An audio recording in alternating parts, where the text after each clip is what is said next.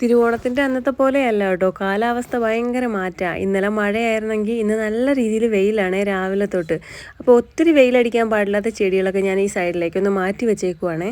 ഈ താമരയുടെ ഭാഗത്തേക്ക് ഞാൻ നോക്കിയിട്ട് കുറേ കാലങ്ങളായി, കാരണം പുരോഗമനമൊന്നും ഇല്ലല്ലോ. അപ്പോൾ ഇതിന് വേണ്ടിയിട്ട് ഡാപ്പ് ഓർഡർ ചെയ്തിട്ടുണ്ട്. ഇനിയിപ്പോൾ അതൊക്കെ ഇട്ടിട്ട് പൂ ഉണ്ടാവുമെങ്കിൽ കാണിച്ചു തരാവേ. കുറേ ഗപ്പികളൊക്കെ ഉണ്ടായി ഇതിനെ ഓടി നടക്കുന്നുണ്ട് കേട്ടോ. അപ്പോൾ അച്ഛൻ്റെ കൂടെ ഒന്ന് ടൗണിൽ വരെ പോവാണ് കേട്ടോ. അപ്പോൾ ഞാൻ പോണ കണ്ടപ്പോൾ ഇദ്ദേഹത്തിനും വരണമെന്നും പറഞ്ഞ് ഭയങ്കര വാശി. പിന്നെ കുഴപ്പമില്ല, തൊട്ടടുത്ത് തന്നെയാണ്, ഒരു 1-2 കിലോമീറ്റർ അങ്ങോട്ട് പോയാൽ മതി. പള്ളിക്കവല എന്ന് പറയും.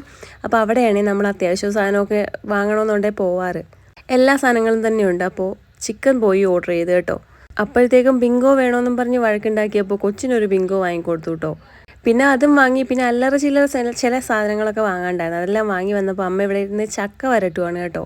അപ്പോൾ വരട്ടി വെക്കുവാണെങ്കിൽ നമുക്ക് കൊതിയാവുന്ന സമയത്ത് ഉണ്ടാക്കി കഴിക്കാമല്ലോ എന്ന് വിചാരിച്ചിട്ട്. അപ്പോഴത്തേക്കും വൈകുന്നേരത്തേക്ക് സിനിമയ്ക്ക് ബുക്ക് ചെയ്തിട്ടുണ്ടേ, 3 മണിക്കുള്ള ഷോ. അതുകൊണ്ട് ഞാൻ സമയം കളയാതെ വേഗം ചിക്കൻ കഴുകി വൃത്തിയാക്കിയിട്ട് ഇന്നലത്തെ പച്ചക്കറിയുടെ കറികളെല്ലാം എഴുതിയിരിപ്പുണ്ടേ. അപ്പോൾ ചിക്കനും കൂടെ പൊരിക്കുവാണെങ്കിൽ അസലാവത്തില്ലേ.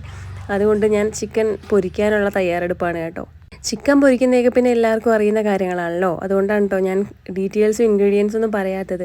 അങ്ങനെ കുറച്ച് നേരം അതൊന്ന് ഫ്രിഡ്ജിൽ വെച്ചു കേട്ടോ, മസാലയ്ക്കൊന്ന് പിടിക്കാൻ വേണ്ടിയിട്ട്. പിന്നെ വറക്കാൻ തുടങ്ങിയേ. അപ്പുറത്ത് പച്ചപ്പയറിൻ്റെ ഉപ്പേരിയും കൂടെ വേവിക്കുന്നുണ്ടേ. പിന്നെ ധൃതി പിടിച്ചുള്ള ഊണും കാര്യങ്ങളൊക്കെ ആയിരുന്നേ.